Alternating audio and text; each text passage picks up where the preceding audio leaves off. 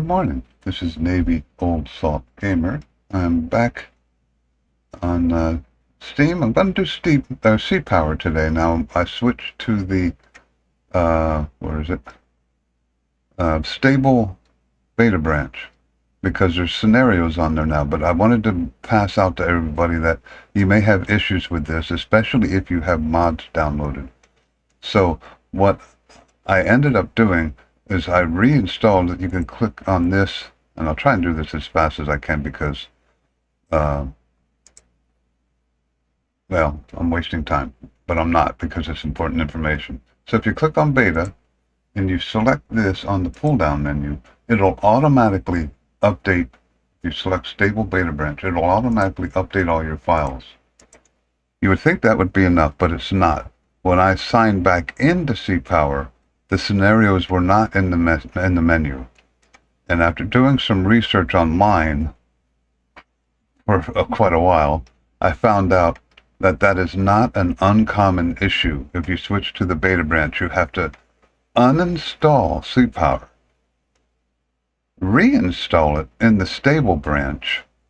It'll automatically reinstall in the stable branch if you still have that selected in Properties betas. It'll automatically reinstall the stable branch when you tell it to reinstall. Then, additionally, you have to go to where it's installed.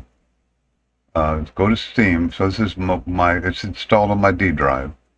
So we go to Steam, go to Steam Apps, Common, Sea Power. Now, this is a real pain. You shouldn't have to do this. They should do this for you somehow, but and then you go to Sea Power Data, Steaming Assets, and you delete, well, you can delete the whole Steaming Assets, to be honest with you. That's what you want to, delete Steaming Assets. Delete that, just right-click it and delete it. And then go back into Sea Power. This is a pain. This is why I'm doing this for you. We do Properties. I believe it's in Properties. Installed files. Verify integrity of game files. And it'll reinstall certain game files. And then, when you hit play, and I could pause this. It's going to take, I'll pause it. It's going to take a few minutes. I'll be right back. Okay, so I just wanted to skip the load screen. But as you can see now, I have campaigns. And I'm going to run the first campaign now. This is going to be a long video. You can fast forward through the skip the parts that are boring. If you hear me talking, if you're interested in watching what I'm doing,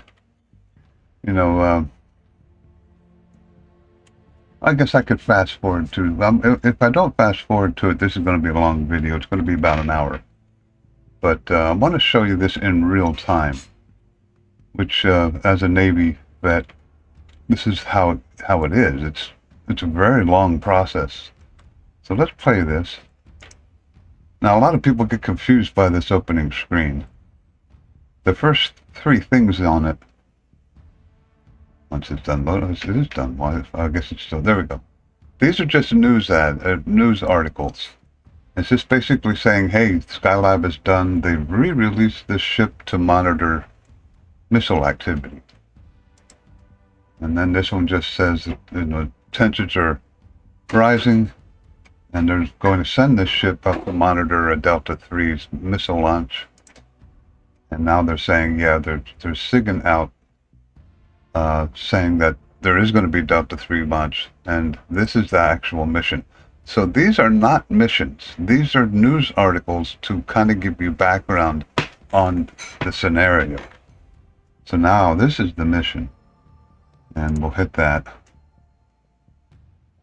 And this does take a while. Like I said, you could fast forward through these slow periods, and the game does take a while to load, but it's a pretty involved program. So, but it's worth it when you run the game. Probably not worth it when you watch a video. But, well, I guess I could pause it again, but, if I keep pausing things, there it goes. And I have a pretty good computer, too. So I've got everything set pretty much to the highest settings. Ooh, speaking of which, I better go turn my extra fans on. Warm days to turn my fan on. I actually have a table fan aimed at my computer to make sure it stays cool. Okay, so here you go. Basically, you're monitoring a Delta III in this area. We want to get the launch of its SSB, or it's a ballistic missile. This is your ship. That's the one that was in the news article that was released. And you have 2 Kobin class submarines, diesel submarines. I think they're Swedish, but they're pretty good. They don't have a whole ton of capabilities, but they're pretty good. The enemy order of battle, this is what you're expecting to see. I almost think this is a giveaway. I don't think they should give you all of this or make it random where there's different things. I don't want to go into this knowing exactly what I'm going to see, but they tell you pretty much what you're going to see. Alright, so let's play this. And this again is going to probably take a few minutes. That wasn't too bad. Okay, so here we are.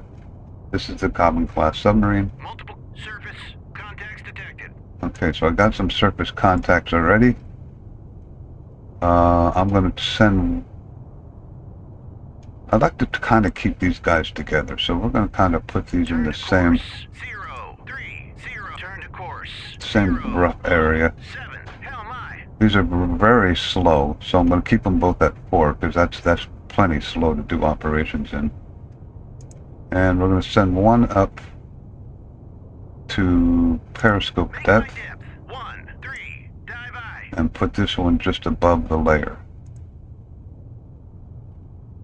For now. Make my depth. 2-8. Dive I. Okay, so I got all my main orders done.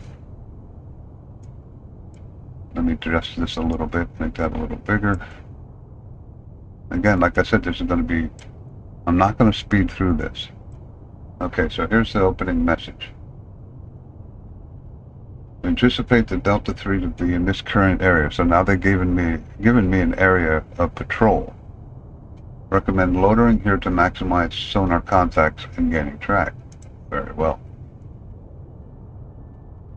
So I want to go up right now if I'm a submarine commander. And it's kind of an unfair advantage because you have 2 submarines here and you know which each one of them hears. In real life, you might hear the other submarine, but there's no way of communicating with it. There's no way of saying, hey, I have these targets, I want to give them to you. You can't do that. Each one is an independent thing. If there was any communication between these 2, it would be counter-detected. And it's impossible. So the game gives you kind of an unfair advantage because you have the intercept data of 2 submarines, which you can work with in the game, but in real life you would not be able to do that. So I'm at periscope depth. Now the first thing I want to do is this guy is going to be my monitor person. I'm going to raise... Now people get worried about the ESM masks.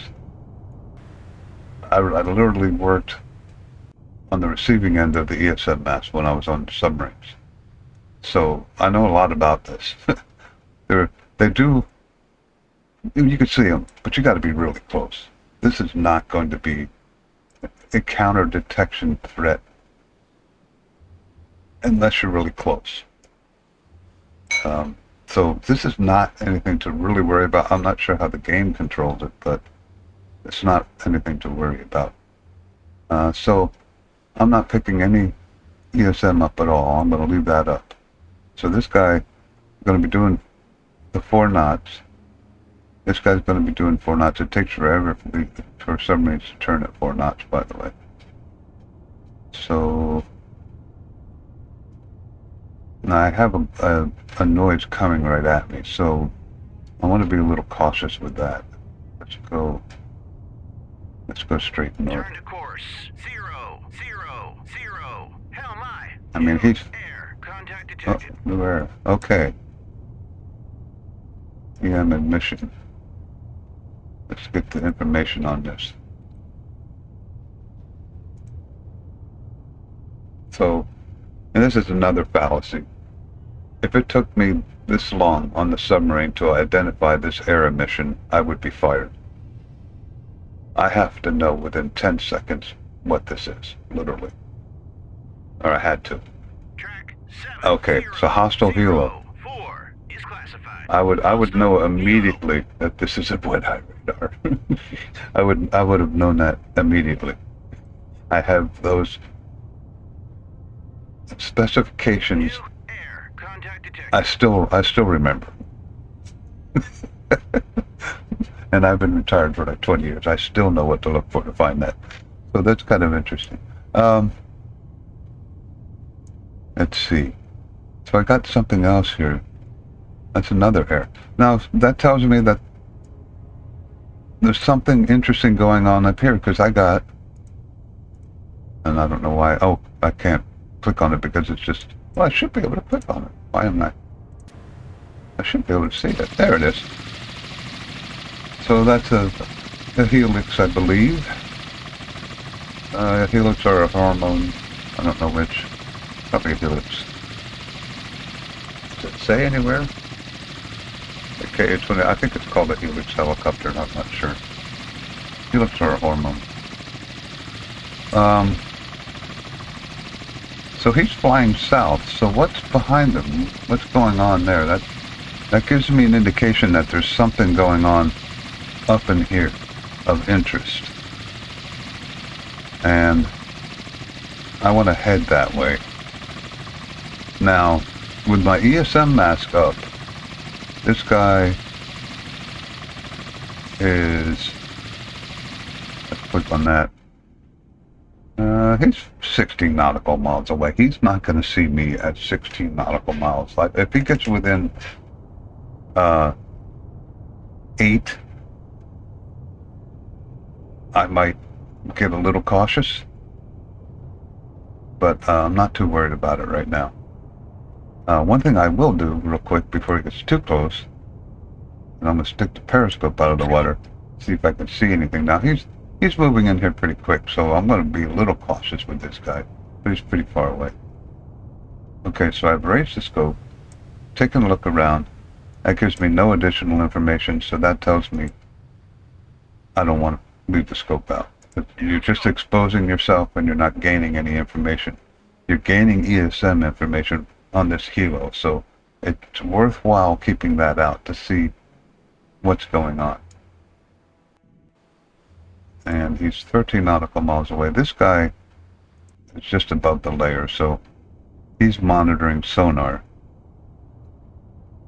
And I could slow him down a little bit, but now that I know there's something up to the north, I kind of want to keep him going up there. And he's still turning, for crying out loud. Oh, he's doing 2. I could do ahead 2/3. Ahead 2/3. Let's speed him up a little bit. Alright, 13.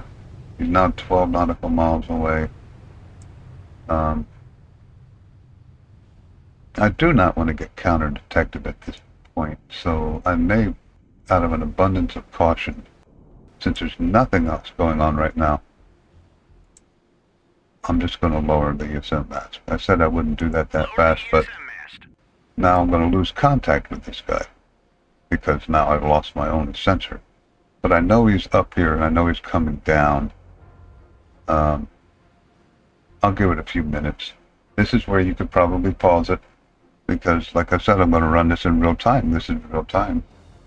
1 second is 1 second.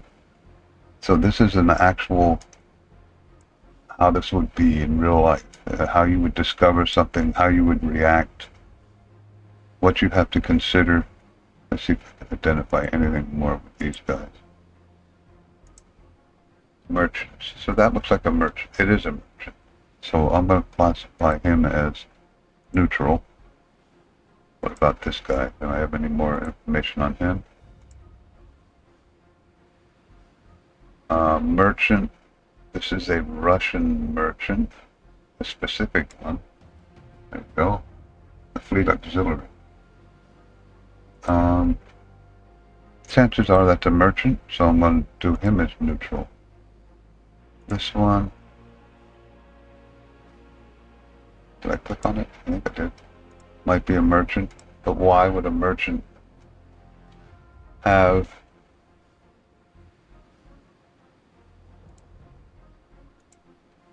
a helo? So there's something else going on up there.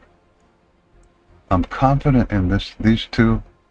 Something is goofy with that one. Why would there be a helo flying around that one? So we're going to leave that one alone for now.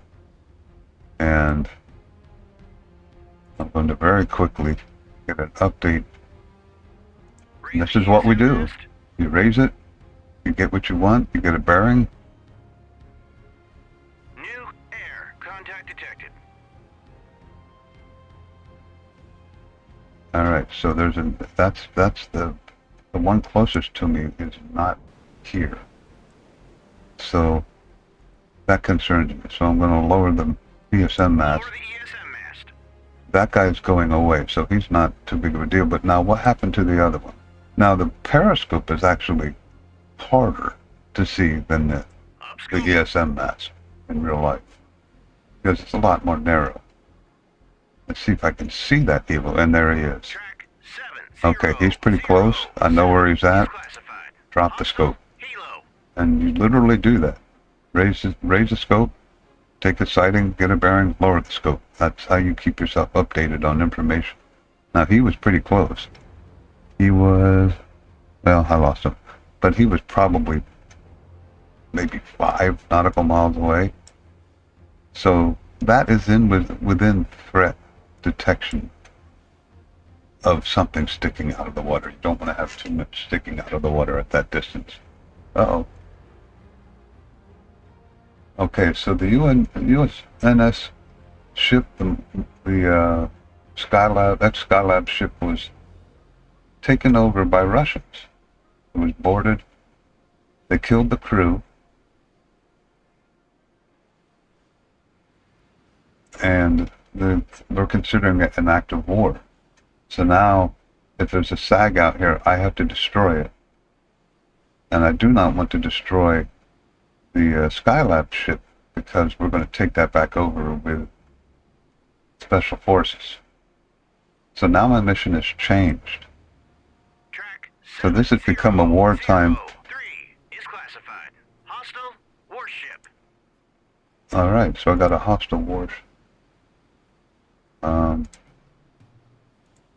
Just a noise right now, so I can't identify it. Let's get some information on it. Okay, so that is the ship, I think. Yes, I think. That is the Skylab ship. So that is probably the thing that they just took over. And I'm going to say Skylab ship, even though it's a Kalawi class. It's easier to say Skylab ship. So, real time. Now I know something is definitely going on up here, because now the Russians have taken that ship over. So, knowing I have 2 assets here, let's have this guy go up that side. 005. Hell my. And we're gonna keep him on that course and just extend him a little bit. 358. Hell my. Because, well, they took this ship over, there's got to be something going on up here. And even though this is a merchant, I don't know if I have a visual on it yet. I do not. He could report our position if that's a Russian merchant. Oh, I hear a helicopter. I hear a helicopter in the background. That's not good. It's gone now. I could probably take a quick look with this one. He must have overflown my deeper submarine. So it should be safe, but I heard a helicopter in the background. I don't know if you heard it. Let's pop the scope up. He's got to be right over here somewhere.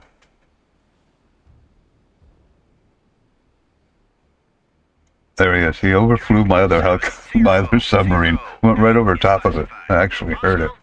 Helo. That's kind of cool. All right, so let's lower that back down. No reason to get... Down scope. So he's leaving. He didn't detect us, even though he overflew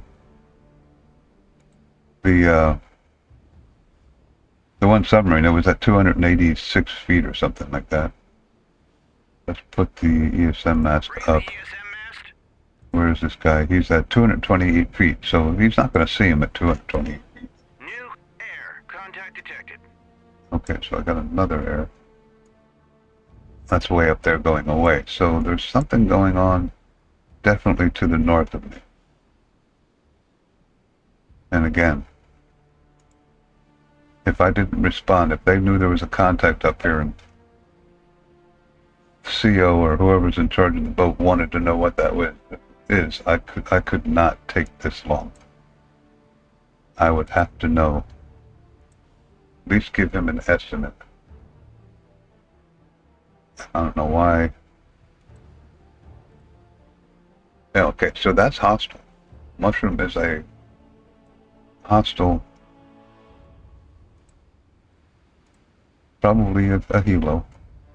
Well, it is a helo. Most likely with the speed it's going to. Let me get rid of this because it keeps confusing me. I've got too many of those called up there right now. It's a wet eye, so it's definitely hostile. So I should be able to... Can I see it now? No. It's just an ESM intercept. So I got the ESM mask out of the water. I can lower that.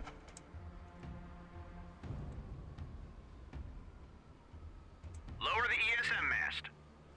Take a quick look with the periscope. Scope.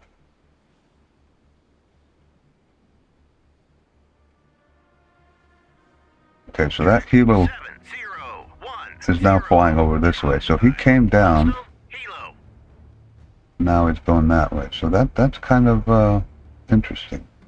9 nautical miles away. Oh no, 160. Turn to course. I fat fingered it, sorry. 02. Hell my. So that's kind of interesting. I don't have to worry about the scope too much at that distance.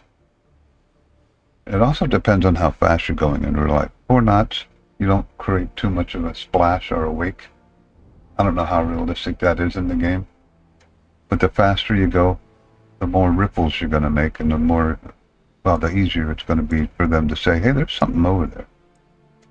So you don't go very fast on station at periscope. That's just enough to maintain depth control and not broach, which in stormy weather is not an automatic. I'll just say that like that. If you're in heavy sea states and you're at periscope depth, maintaining periscope depth becomes harder, and there's a chance that your conning tower could come out of the water. It's a very valid consideration in real life. Just some extra information for you there. Alright, so again, real time, you could skip some of this. Keep an eye on the map down here. If I start doing this, if you see that, then I'm probably going to do something or some new information's come in. I'm going to actually lower my periscope. He's 8 miles away. I know where he's at. I'm not getting any more information. Down scope. Risk has outweighed benefit. We're going to lower that back down. This guy is annoying. It may behoove me at this point. Now see, here's where I have an advantage in the game. Now this guy knows there's noise over here. He doesn't know what the other submarine is doing. So if I was this captain, I would go, okay, we got to identify what this is. We got to know what's going on. So let's go to periscope depth. So he would go to periscope depth also.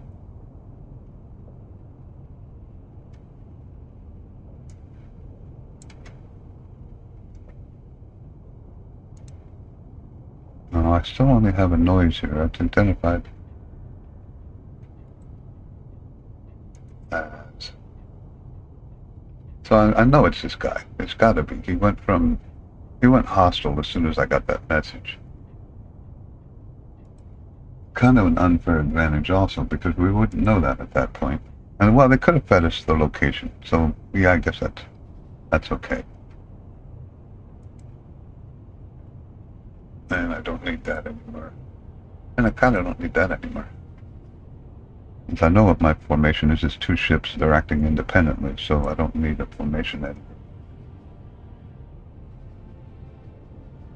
And again, when you come up to periscope depth, this is how it is. It's slow process, because you don't want to come up in a hurry and then broach. Again, broaching is when the conning tower comes out of the water, or even more than the conning tower. You do not want to show off any of your... it's protected with radar absorbing material in most cases and stuff like that, but you still don't want your conning tower sticking out of the water. Alright, so let's do this. Let's put the ESM mast up over here. See what I can hear with this guy. New air. Contact. Okay, that guy's still flying around up there.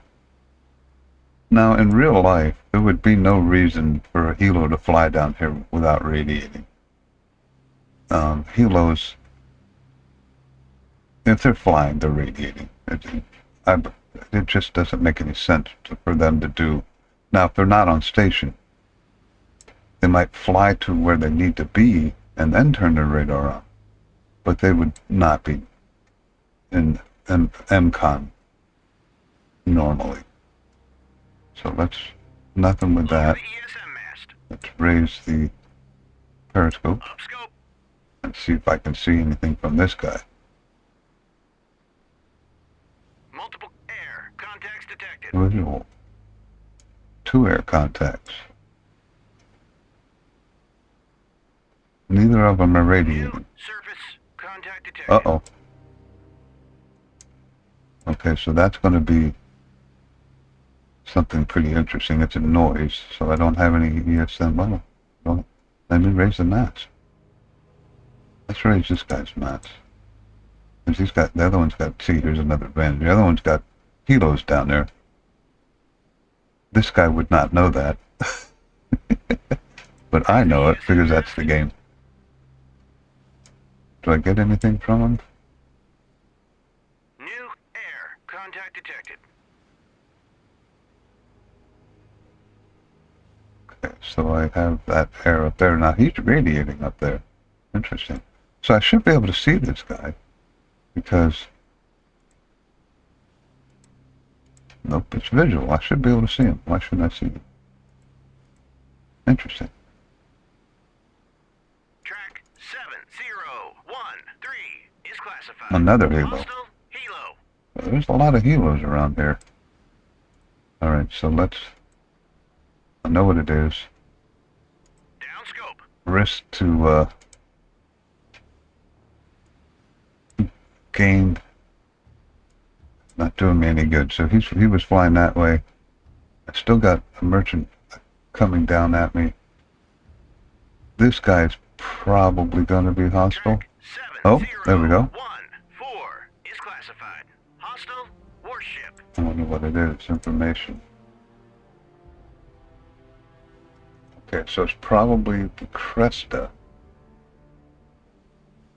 I think that was in the EOB. Yeah, it's probably a Cresta or a Cresta 2. Again, I don't know if he's radiating. Apparently he is. I got the mast up. Sensor passive sonar. So he's not radiating. He's in MCON. Little sneak. So all I got is sonar with that guy. Oh, it did finally identify this other guy as the ship that got taken over. There we go. So now that guy is identified. Technically, I should not be able to see. He is radiating. So maybe that's based on that. I have him on ESM.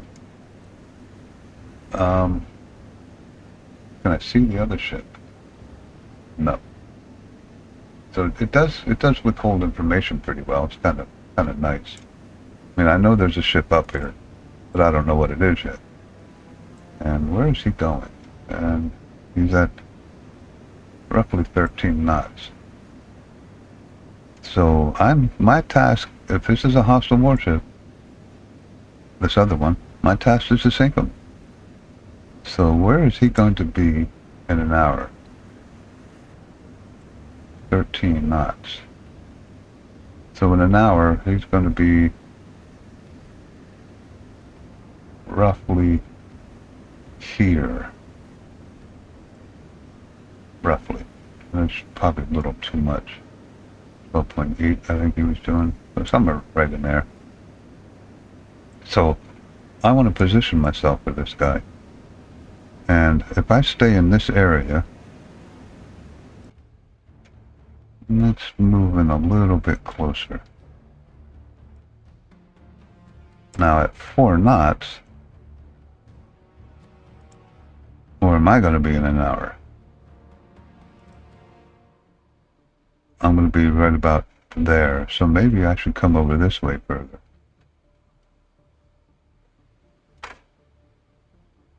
That's a pretty good attack angle. So let's do this. I think that tells it to steer, doesn't it? Well, I don't know for certain, so let's go like this. I want to be over in here somewhere. Turn to course. There we go. 5, So now I've got my hell setup where I'm going to be able to target that guy pretty well.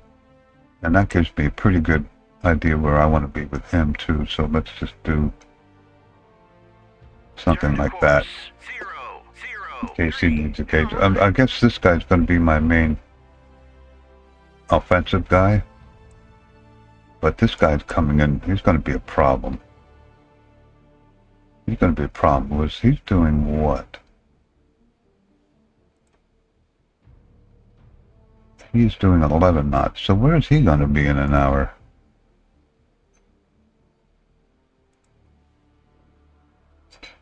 Yeah, that's going to be an issue. That's going to be an issue. So I'm going to have to watch this guy. Alright, so I got everything I need. He should be turning.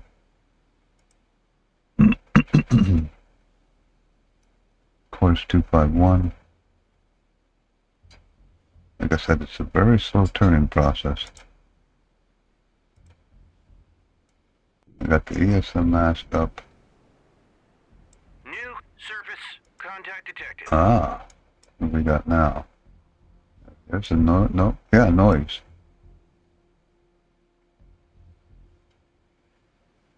I lost the ship I don't want to destroy, the Skylab ship.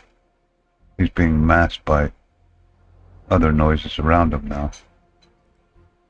But I can't see this guy. Now, if I put my periscope up, come on. If I put my periscope up, this low in the water, Up scope. 10 nautical miles in that range is when I'll be able to see him. Now, I got 2 masks out of the water here, so I got to be a little bit careful each time you do that. It makes you a little bit more obvious. Okay, so I see nothing yet. So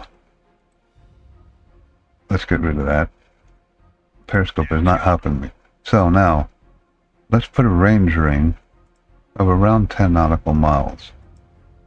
Depends on how cluttered you want this to be. So, theoretically, I should be able to observe this guy pretty well before I start my attack run. Because he'll be down in this area. 7016 is classified. Oh, Hostile warship. Savrameni. Oh, he's radiating, so he gave away his position. Yep. So now I have a Cresta 2, which was identified as a Cresta 2 now, and a Savrameni. Or Savremini.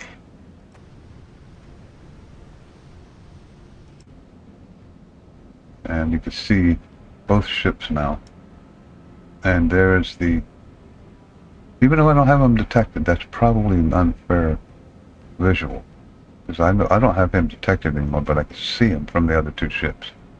That's probably an unfair advantage. That's the Skylab ship, I'm assuming. Maybe it's a dangerous assumption. Alright, so meanwhile, what do I got exposed to? Just the ESM mask. What's this guy got up? Nothing. Can't hurt to get double bearings again. They don't know what each other's doing. So if I was the captain of this ship, I would have my ESM mask up too, unless it was a threat to do so. And it really isn't at the moment. Alright, so now it becomes a waiting game. So I have two Russian units that I want to sink. A taken over American unit that I don't want to sink. And we wait. We wait until the firing solution becomes best. Now, let's call up unit reference on this. The torpedoes on this have a range of 10.7. So, I hate to clutter this up too much with range rings, but they do help a lot. I gotta connect this to the ship. There we go. So we do 10.7, or we just do 10 or something like that. So that's, and I'm off the screen. We'll do 10. I don't want to, oh, okay, so the other range ranges match. Well, then I don't need that one. So that is roughly the range of my torpedoes, too. So, you don't want to shoot them at max range, because then if they run and flee, it doesn't hit. So my goal would be to hit them somewhere in this area when they reach that spot. So you can see it's going to take a while. And this guy is just going to be a pain in my neck. I'm going to have to watch that guy.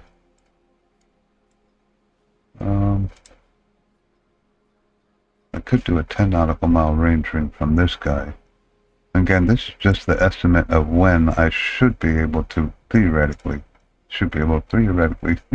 oh, see these guys.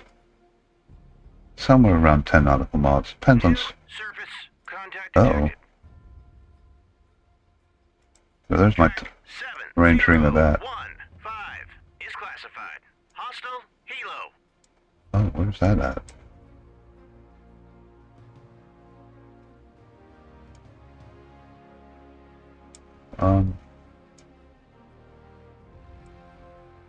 There's something new. Where's this hostile helo at? Okay, so I got that ship back too now. Why don't I see it? Oh, way out there. Okay, so he's not anything I need to worry about right now. This is new. Let's see what we got there. Probably, boy, that must be good sonar conditions. That's pretty far away. Either that or he's really loud.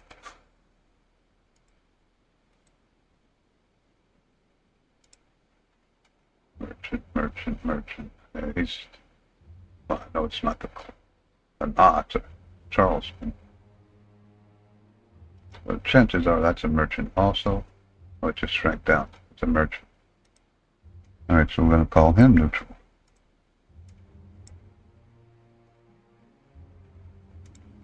So now that's the range rings I need. I got all every firing solution I need set up. 7017 is classified. Neutral merchant. Okay, so it classified that one as a merchant. Where these it did not. I'm not sure why not. I have to watch that. Both of these are. So I can test my range ring here pretty quick by raising the periscope on this one.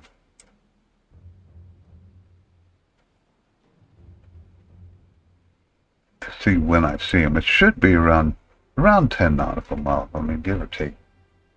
Depends on sea state and how good your depth control is. Scope.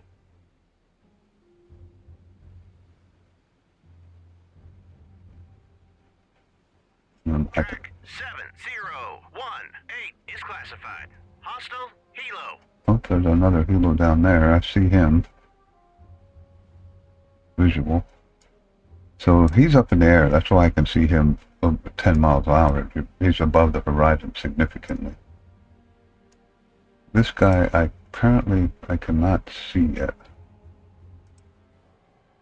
No. So that's pretty accurate. I don't know when I'll see him, but that'll give me an idea if I keep the periscope up on this guy, because this guy's 21 nautical miles away. He's no threat to either of my submarines right now. Now, these guys are barreling down at me at 12.8 knots. 12.8 knots. And the ship they took over is also doing 12.8 knots. So I am going to leave. I feel safe enough at the moment. I'm going to leave Up scope. my periscopes up. I want to gather as much information for as long as I can safely do so. Now, periscopes can see surface targets long before the surface target can see the periscope. I don't care what any TV movie does. Obviously, you would want to be very careful when you begin firing. And there is a way that it's a double-edged sword. You could do this in real life. If you a wire-controlled torpedo, you could shoot up and then over to kind of deceive the surface unit of where the torpedo came from. If I was a submarine captain, I'd be more apt to just do the direct approach and get in position and shoot it the shortest distance to avoid the torpedo being detected. If I send it up here and over and towards the target after it reached a certain point, that gives it all this extra counter detection time. I want the shortest counter detection time possible, because these guys can launch counter defenses and take the torpedoes out of the water. They can use their ASROCs, which are, if they're visible, there they are. Those are a type of ASROC anti-submarine rockets. They'll launch those. They can attack the submarine. They can attack a torpedo approaching their ship. So, and I think there's some in the back too. I might be wrong though. I think that's some back. Ooh. That might be something similar back here. I'm not sure. Now, in real life, if they counter detect my submarines and they're good enough, or the torpedoes, they will launch a torpedo down the line that they got the bearing from. So that is the advantage of doing this, because they would just launch a torpedo on the bearing of the torpedo that's attacking them. So what you got to do is launch, the best first attack you can possibly do, and then change course, change depth, and do what you need to do to get out of there, and hope that your offensive attack was enough to damage them to the point where you either sink them or they can't do anything about it. So again, real time.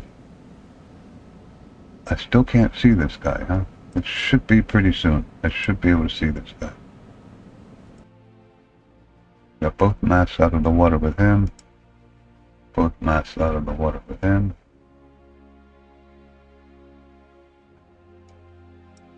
The Crest 2 is 13 nautical miles away.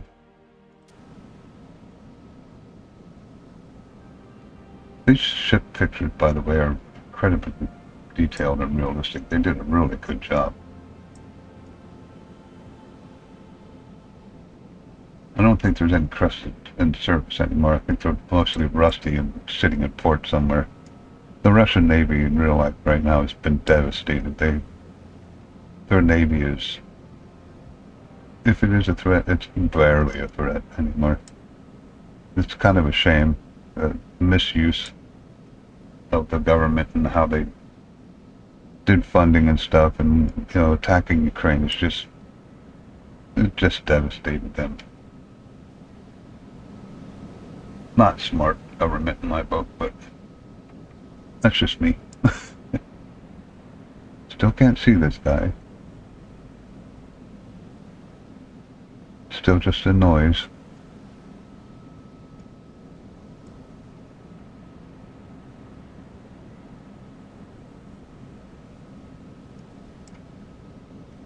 Again, you can fast forward to this until you see something interesting happening. But I don't know how long I am into this. I haven't been paying attention. If it's been 38 minutes, that's quite a long time.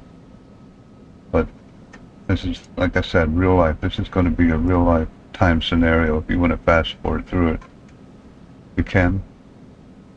This guy's coming south. I should be fine. He's 20 nautical miles away. The other guy is gone. Well, getting down close to it, I mean... Track 7001 is classified. Neutral, merchant. I must have saw this guy.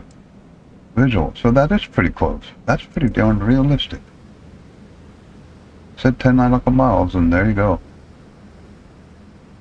So I've picked him up with visual, sonar, and EMUT now. I don't know why I didn't pick him up with EMUT before, unless he just started reading. Now, is he going to be a pain? Yes. He is Russian flagged. So, I don't want him saying, hey, there's submarine periscopes on the surface to these guys. Now, they're technically not looking for periscopes. They have to stumble across it. I don't know how the game plays that. So, but I do have to be somewhat careful with this guy. I don't want him reporting anything to the combatants and giving away my position. So, at this point, if I have him up and I'm not getting anything, again, since I know what the other submarine's getting, I'm going to lower the ESM mast. The ESM mast is the bigger of the two and the bigger of the counter detection threat. On these submarines, anyway. Now, I'm not getting anything more with this guy. I can watch him visually. And really that doesn't matter either, because I know what he is now. I know his position, I know his heading, I know he's going to be a pain in the neck, because it's coming right over top of me. I am doing 4 knots. I could speed this guy up, but then you run the risk of, being detected with your noise. So I'd rather not do that. So this guy's in a bad position when it comes to this merchant ship. It's just kind of a pain. Basically, at some point, I'll lower all the mast and use my sonar to track these guys, and when I do my attacks, I'll attack with both of them.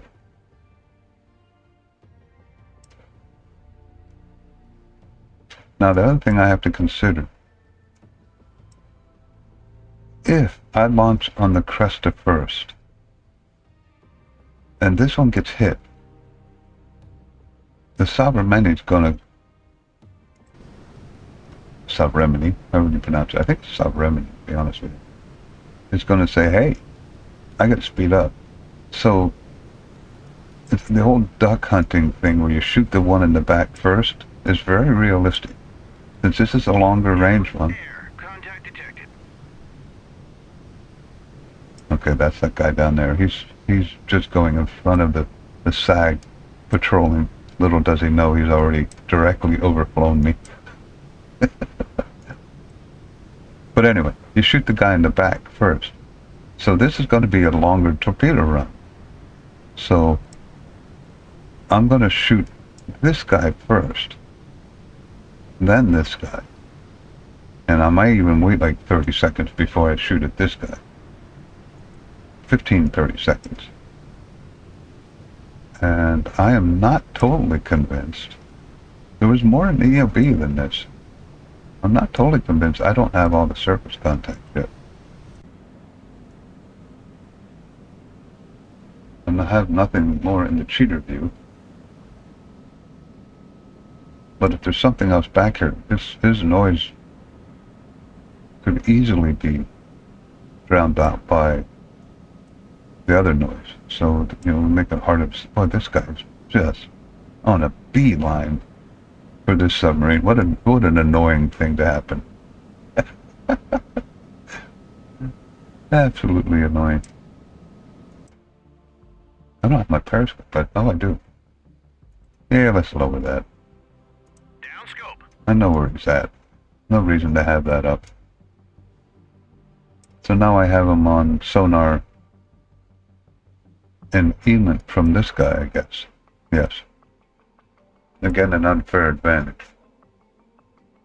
I don't know how they could do that in pro-game end of the game. There's no way to do it. If you have two submarines, the way the game works, you're going to be sharing information with submarines, even though in real life you can't do that.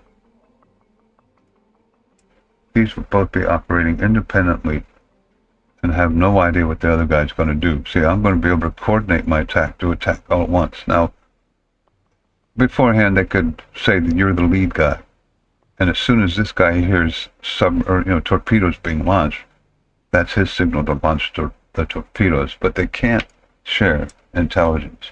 They can only get the intelligence individually. In other words, this guy should not know that there's ELINT on this target, because the ELINT's being picked up by this guy. He should have sonar, which is okay. It's not that big of a deal. It's just kind of a real life thing.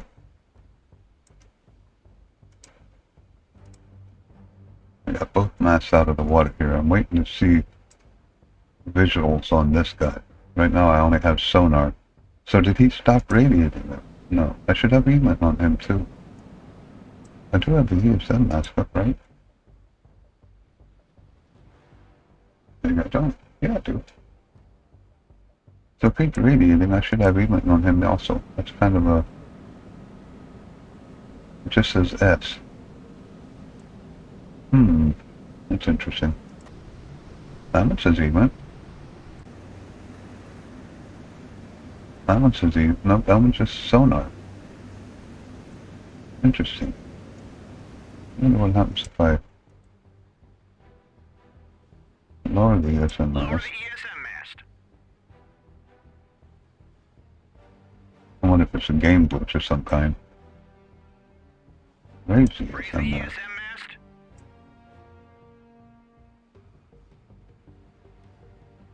Track 7020 is classified.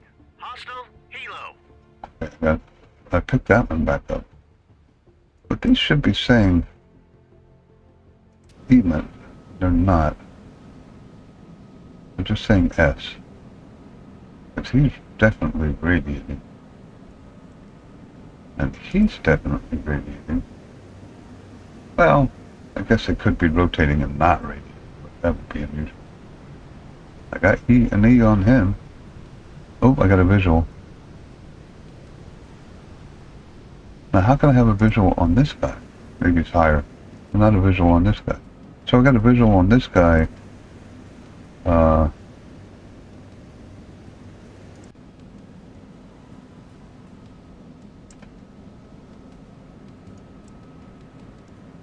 far away is he?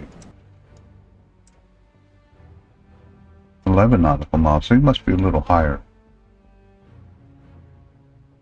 I don't have a visual on this guy yet, or a visual on that guy yet. Maybe I see it's smoke. He seems to be a little smokier. They don't know how, the Russians don't know how to drive that ship. And of course, this guy is still barreling right at me. I don't have anything out of the water right now, so that's okay. Alright, so I'm halfway to where I think I'm going to launch. Now, I could launch a little earlier. There's a Cresta. Am I on that one or this one? I'm on that one. Why won't you click? There we go. The Cresta is 10 nautical miles away, so technically this guy is in missile or in torpedo range now. But that would be a maximum range shot, which would be just kind of stupid at the moment. Now, this guy has both masts out of the water, which I should probably consider changing as soon as I get visuals on these guys. I might lower the ESM mast and just work with the periscope, since there really isn't any other threat. These helos are not an issue.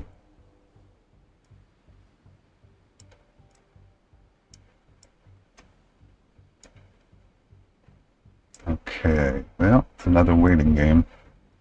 Okay, I have the Cresta visual now also. Visual, this guy is still just... Oh! 0, 2, 4. Fat fingered the button again. Turn to course. 0, 5, 2. Hell my. I should get a... So these are higher. So I picked these guys up at about 11 nautical miles. So that's still... Ooh, still pretty good estimate.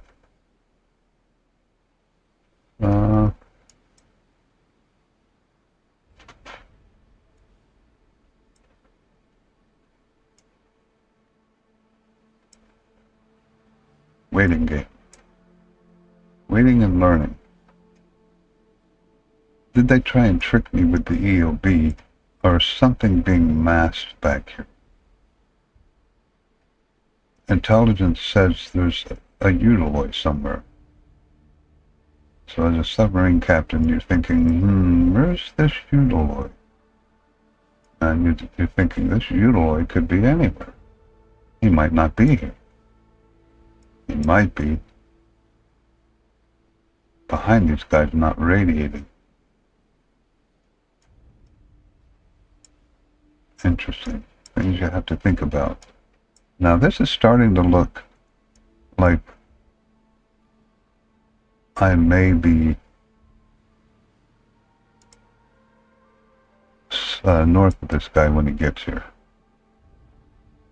That would be nice, but that's 10 nautical miles. That's my visual one. Let's do a plot of this guy. How fast is he going? 11. Where's this guy going to be in 30 minutes? So 8 nautical miles. 11. Actually, we'll just do 5.5. So that's where he's going to be in about 30 minutes. Where am I going to be 2 nautical miles? Where am I going to be in 30 minutes? Because 2 nautical miles.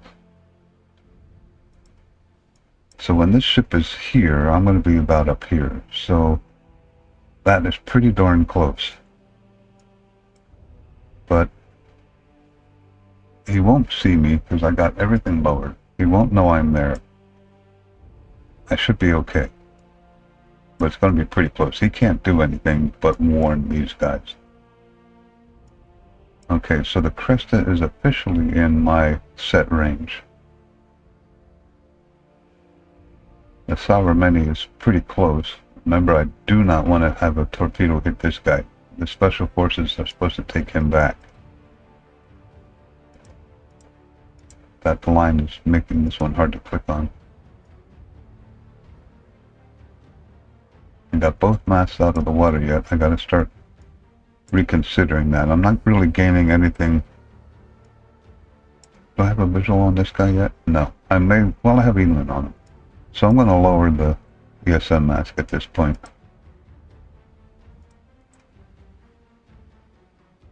Lower the ESM mast. Because that has now become too much risk for the intelligence gained. I mean, you have a visual on 2 of them. I still have good sonar on the other one. Oh, well, I had good sonar on the other one. That's unfortunate. Okay, well, let's re-raise the ESM mass, because now I'd rather not lose. Raise the ESM mass. Contact with the sovereignty. Track 7021 is classified. Hostile helo. Yeah, that guy's no issue at all. Gonna start getting interesting here pretty soon. He'll shortly be in range of both my submarines' torpedoes. Sovereignty is just entering my set maximum range, which is actually almost a nautical mile less than the actual. But I do not want to do a maximum range shoot, so.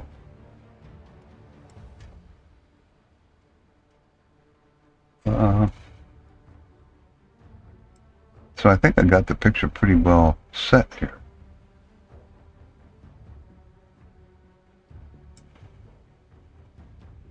This merchant is driving me nuts. Track 7022 is classified. Uh-oh. Hostile. There's the Eudaloy. So now I got another more distant target to consider. So the Eudaloy was there. I have a visual on him. I should have Evelyn on him too. I still don't think they have ESM correct. Well, yeah, I have both masts, so I picked them up visually before I picked them up with Evelyn, which is incorrect by a long shot. If he's radiating, the chances are, now they may have the same radar. I think that's a... they don't have the same radars. Nope. I would know. I gotta be careful what I say, to be honest with you. I would know that there's another warship out there. And I'm gonna leave it like that. So, Elent would have given this guy away a lot sooner than it did. If he is actually radiating, which it looks like. You can spin the radars without radiating. They can be in standby. I don't know if the game takes that into consideration or not. Because I have this guy visually. This guy's spinning. I don't have him on Elent. So, yeah. Okay, I can't quite explain that. But that's, you know. So my ranges were a little off. My headings were a little off. I'm going to be a little bit to the left of my original plot. I should put this over here. So that actually shortens my attack range. Maybe I can move this over a little bit. Turn to course 03. Turn to course 036. Helm I mean, I don't want him to run me over. That's for sure. As a matter of fact, it would probably behoove me at this point to just turn north. Turn to course 001. Helm aye. It's going to change this a little bit. And of course, this is no longer totally accurate.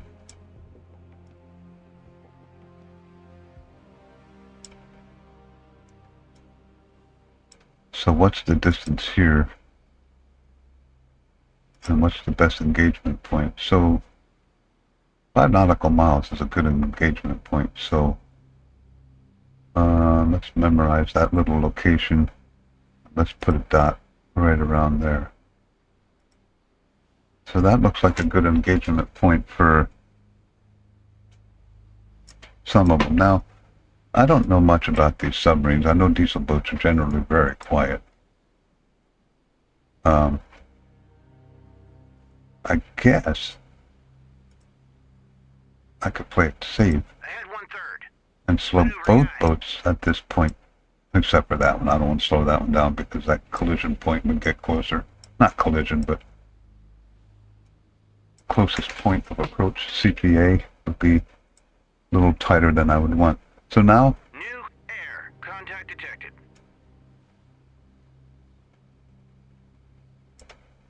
oh, I had something, but I lost them.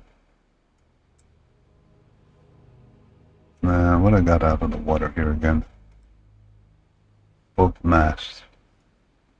I should have visual on everything now, so at this point, I should safely lower the ESM Lower the mast ESM mast. and just go off the scope to see if I lose any of the surface ships. I did not. So I have a visual on everything. Now, in real life, he would up and down the scope repeatedly just to make sure nobody changed anything. And I could technically do that. I would probably lose the Uniloid because of the masking of his sound. So let's lower the periscope and see what actually happens here. Yes, I lost 2 of them.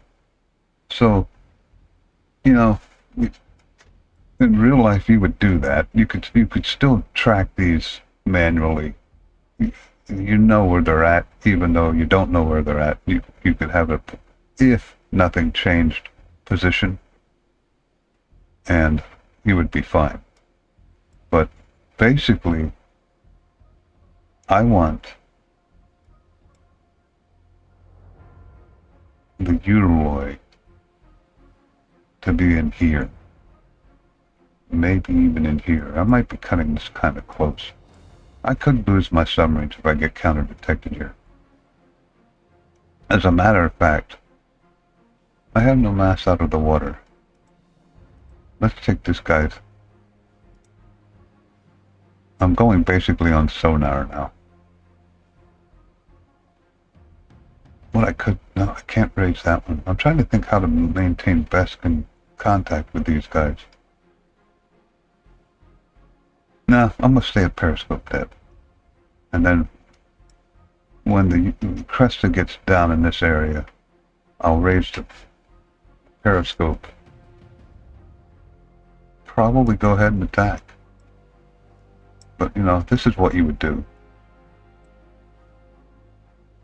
You would raise it, Up scope. get an updated position on these guys. They'll move down a little bit. There you go. As soon as you got that, lower the scope. Down scope. So you know where they're at. The Uniloid is well within my 10 nautical, what was that? How distance was it? 9 nautical miles. So I gotta be careful because the Uniloid is still at pretty much maximum range. So I would want maybe the Skylab ship down here before I launched. So the Cresta 2 is going to be pretty dang close. So I'm going to have to slow this guy down. Got to make this as quiet as I can at this point. Come on. Ahead 1/3. And, Maneuvering eye. and just, I'm going to have to try and ignore that guy at this point.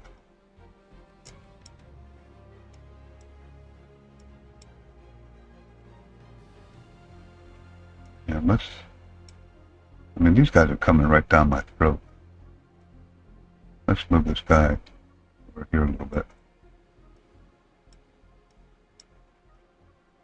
This is not the best firing position for these guys, because I'm shooting right at their bow. This is a good... I'm not going up, am I? No, that was kind of scary. Alright, so let's get an updated position. Periscope. Up scope.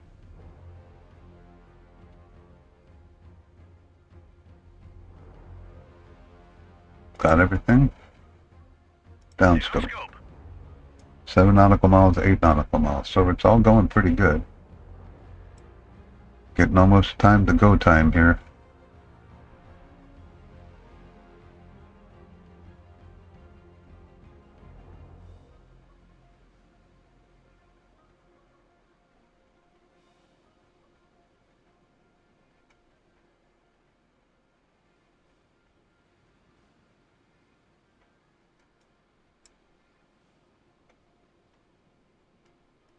Ah, so now I have the Subramini.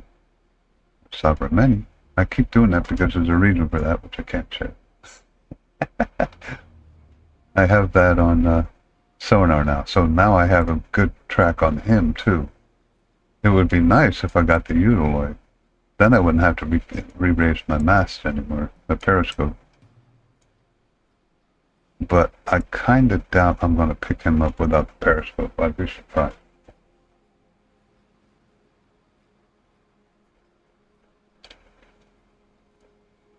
This is where it becomes nail-biting time. Are you quiet enough? Are you too close that they're going to pick your torpedoes up after you launch them and just shoot down the bearing and get at you? So what I'm going to do with this guy, and probably this guy, I'm going to launch just about everything with this guy in my first attack. And then he's going to go below the layer and probably head this way. And we'll see how that works. And then this guy's going to launch a few also, not as many. You know, maybe overkill. I don't know if there's a, you know, hey, you used up all your ammunition in this part of the scenario. I don't know if that works that way or not. I got to have a position on the Utiloid here. So, very quickly, periscope.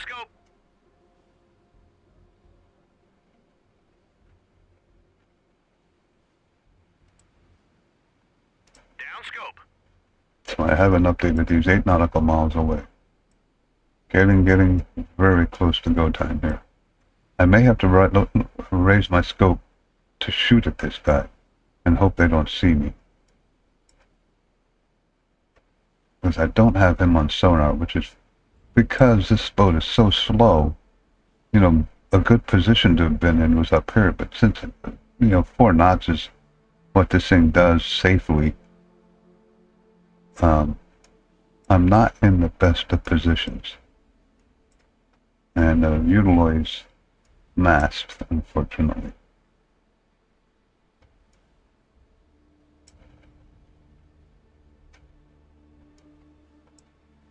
Won't be long now. I think I'm gonna launch when the Skylab ship is close to that X, because that'll put everything well within,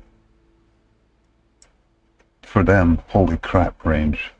The reaction time will be pretty limited.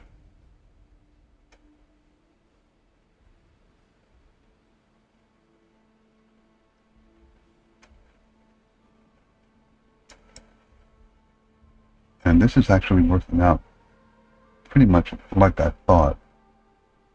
Even though I had to slow this guy down. This guy is now going to be south of my position, so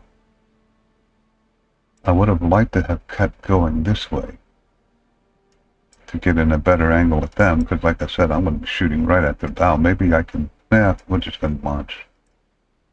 Just going to do it when I do it and see how it works. These torpedoes, if I remember correctly, do pretty well. They go deep and then go up real sharply at the last minute.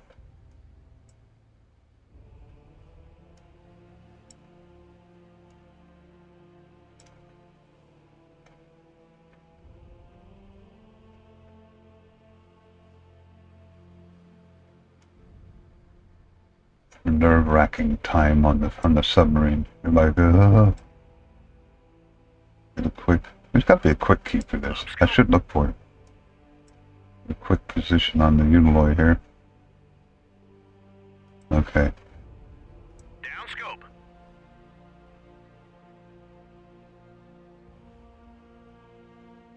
It's 7 out, so we're getting pretty close. These guys seem to have separated a little bit.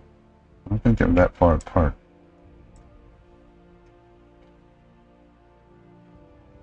And you want to keep at this point watching their speed. If their speed jumps up, there's probably a pretty good chance you've been counter-detected.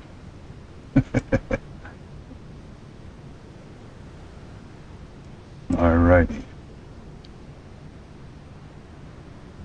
Ah, good. I don't have to put my scope up anymore. Nice.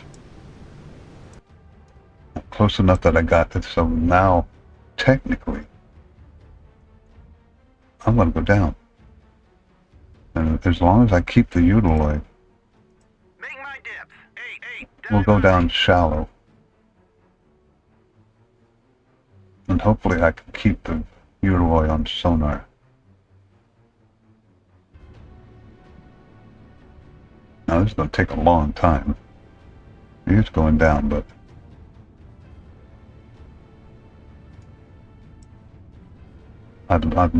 it's nice that I don't have to stick my scope out of the water anymore. That makes it a lot easier.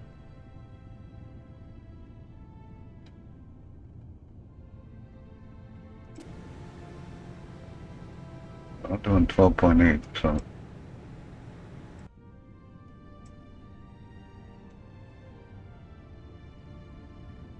technically I could attack now.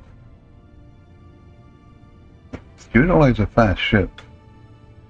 If he sees something or hears something, he can run. And he's still at 7 nautical miles, so if he puts an additional 3 nautical miles between the torpedo and him, that might not be a good thing.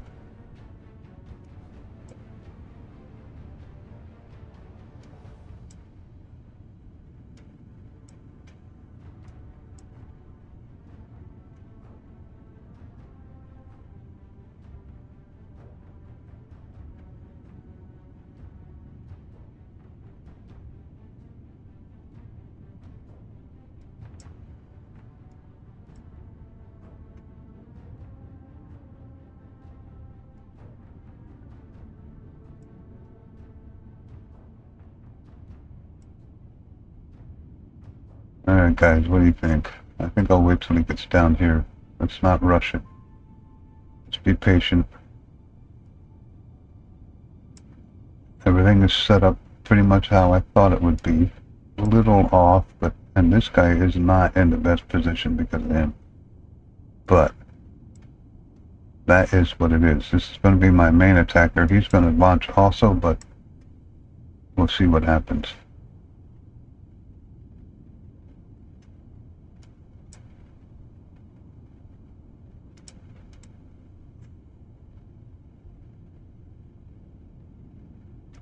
Shoot salvos at him. I don't want to set that up. Oop. Sorry. Oop. I don't want to set that up yet.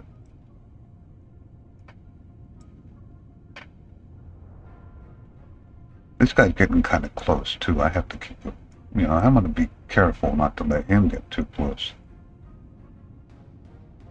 They're both 5 nautical miles out, so it's probably a good time as any to go ahead and do this. So, engage with salvo of 2, the Utiloid. I didn't click it right. I knew that.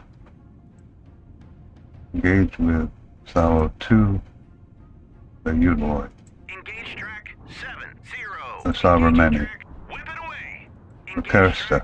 701. Engaging track Utiloid. 70. Engage Sabermendi. 70.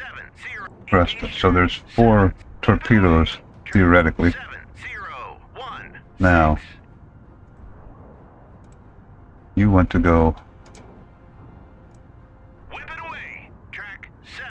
Make my depth. 288. Dive eye. and change your course. Turn to course 2. Whip it away. Track 7014. Now, he heard the torpedoes. Engage with salvo.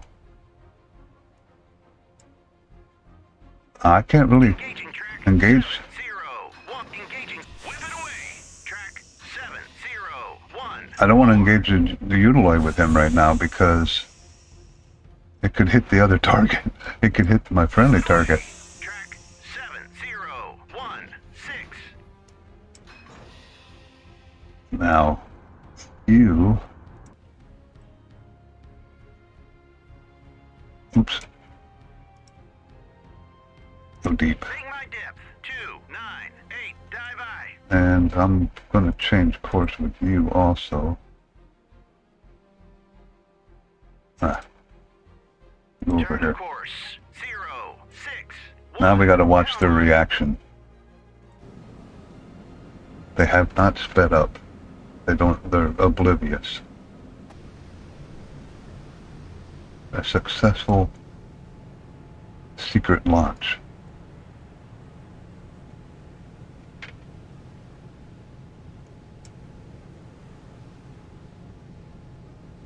Now we wait.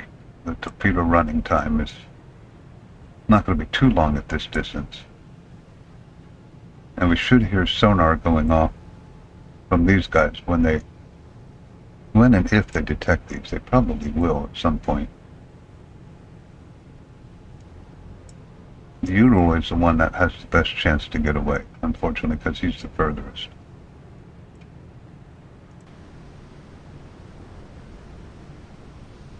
Still 12.8, 12.7. So they haven't changed course or speed.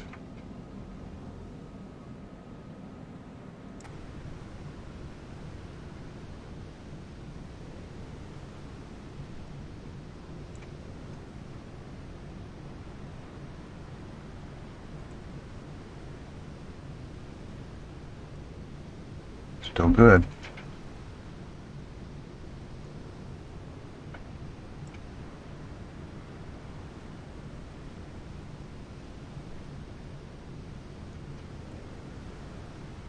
They got torpedoes coming at multiple angles.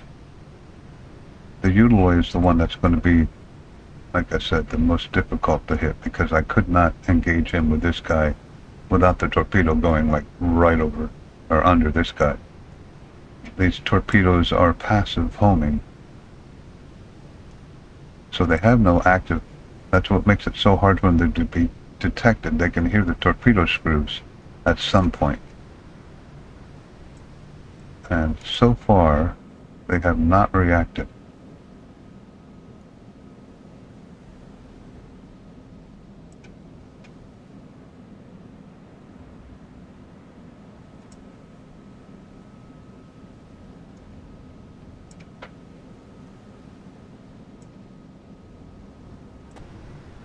Yep, so far, no reaction.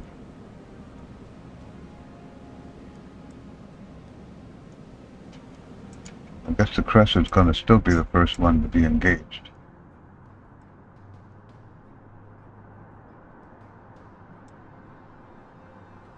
Two nautical miles.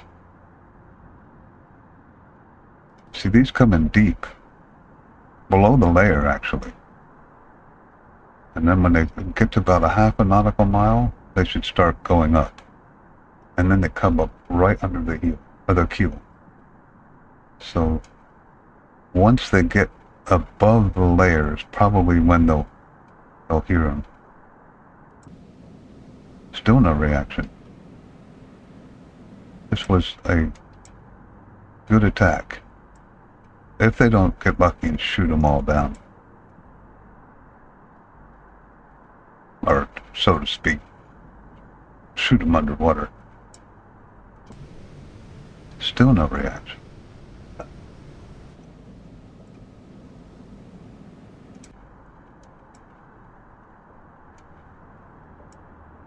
One nautical mile, 1.3.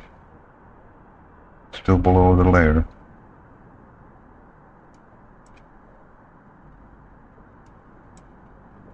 Hopefully I overwhelmed their defenses. I should have 4 torpedoes. Can't see the other one. I think there should be 2 in each batch. Doesn't look like it. Ah, okay. I thought I shot salvo 2. Maybe I didn't have enough torpedoes to finish this one. Okay, so pretty soon it should start going up, and I should be able to see the ship here pretty soon, I think.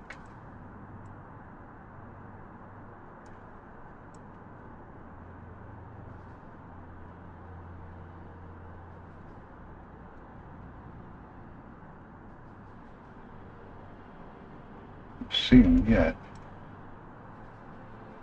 There he's climbing now. This is when the reaction time would be, when they would start shooting at him if they were paying attention.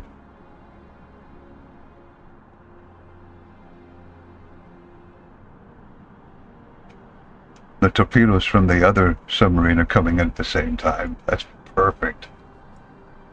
There he is. Yep, okay, now they're launching at him. They might blow him out of the water. Ah, got through by the looks of it. Hit track 7016. What an awesome attack.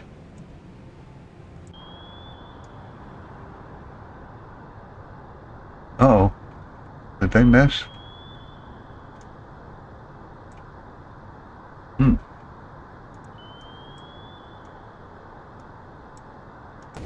Oh, the submarine is mutilated. The Cresta is not dead yet. That's a surprise. Alright, so you gotta relaunch. You gotta come up to periscope depth first.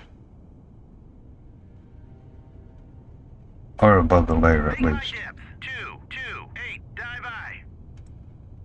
And oh, I closed the map. What did I do that for? There we go.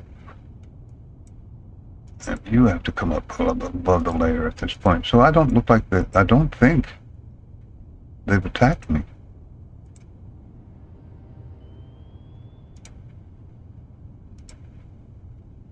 Above the layer. Make my depth 218. Dive I. So let's look at the picture here. Cresta 2 has been hit. He used a listing. I think. Its speed is 0, so he's been hit. New surface contact detected. Okay, so now I can attack this guy. Again. With this guy. Hit track 70. That must be the Utiloid. Oh, I don't need to. They're coming back on him. My torpedoes have found him again. Nice. Nice. Get him, get him. Oh, that doesn't look like they've locked on.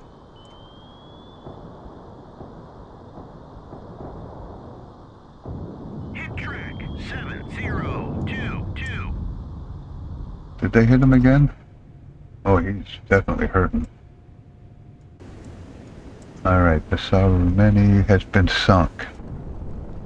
Nice. Where's the Utiloid? The Utiloid. Not quite sunk, but he's going down. Ooh, what a successful attack. They didn't even get one torpedo off on me, I don't think. Maybe they did. That's a torpedo. I have 2 ASW torpedoes. Uh-oh. Uh-oh. We're sinking. Oh, I lost a submarine. That's unfortunate. Well, that could have gone better. But that's life. The Utiloid is now sunk. The Cresta 2 is not sunk yet. I have to relaunch on the Cresta 2.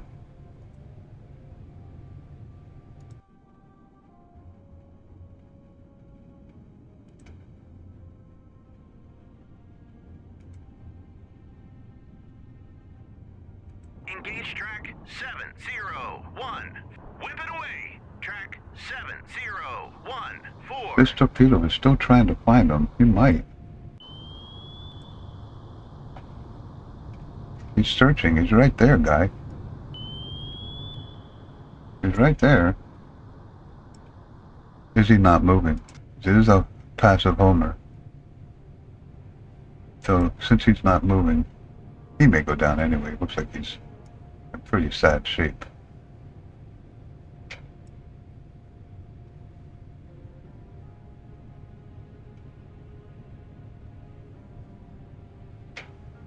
Well, Torpedo in the water. Torpedo in the water. Bearing. okay, so this guy has to go below the layer. Well, I can't do that. What I can do is... It's an active owner, so the fact that I go ahead standard won't matter. Maneuvering eye. And... Let's change course. Turn to course. 085. Hell my. I can't go below the layer because I'll lose contact with this guy. It's a shame this other torpedo is just circling without finding him. He's going up. He may find him if he gets up high enough. This is their search pattern, although he's got to be running low on fuel at this point.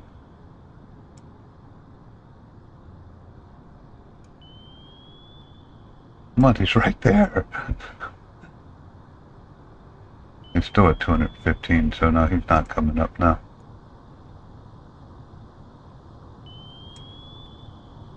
I wonder if I can direct him onto that. No. I got two other torpedoes coming at him.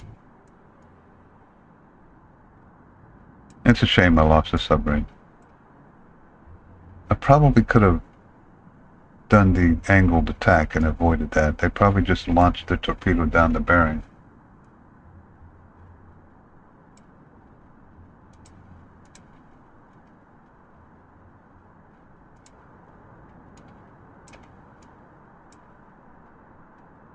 I can't believe this other torpedo is just going around in circles around that guy.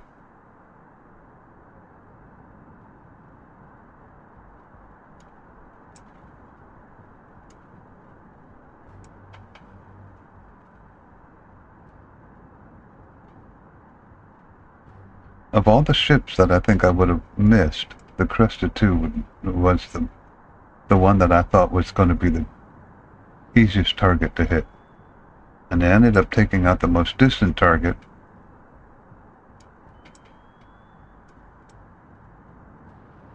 I'm hoping I didn't take out the ship I wasn't supposed to take out. Is it still here somewhere?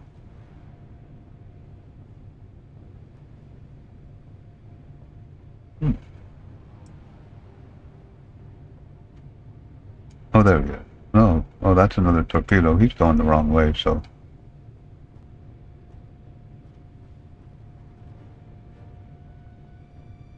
So that torpedo is not a problem for me.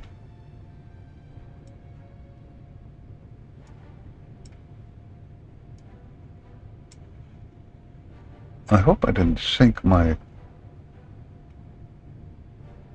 the ship that I wasn't supposed to sink. I don't see it, so I'm assuming I did not, but... Oh, the Cresta sank? No, he's right there. New surface contact detected. Okay, here we go.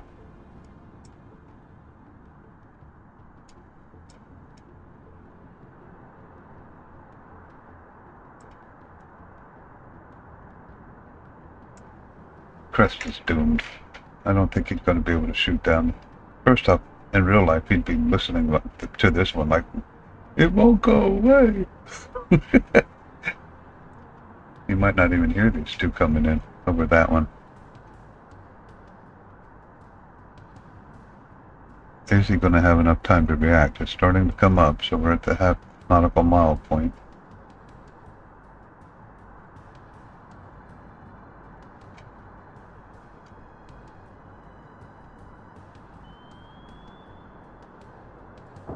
Okay, he's responding. Don't take them both out, you'll just make this game go longer. Got one of them, not the other one. I think one torpedo will be enough. It's sitting there dead in the water. Track 701. Oh, the other torpedo hit it. Unbelievable, after all that circling. I guess because it went active. That'll do it. That'll finish him off. Yep. Alright, well, the mission was accomplished, but I did lose a submarine. So I'll use that as a learning experience. Maybe I should take the time to work. Okay.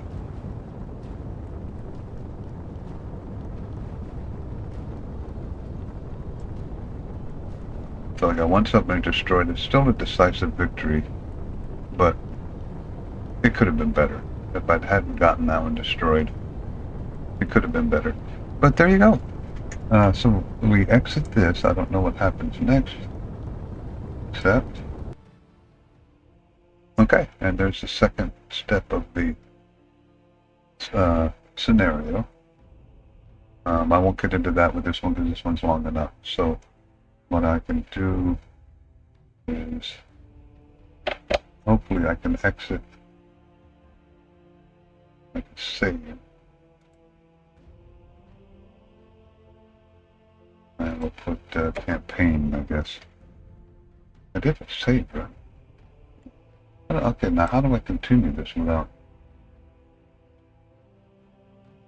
I should give me a cancel option. Save and exit, there we go. Okay, so now I should be able to load this and continue it from the last space. So there you go. Kind of fun. I could have done better. Did okay. Tell me what you think. I'll talk to you later.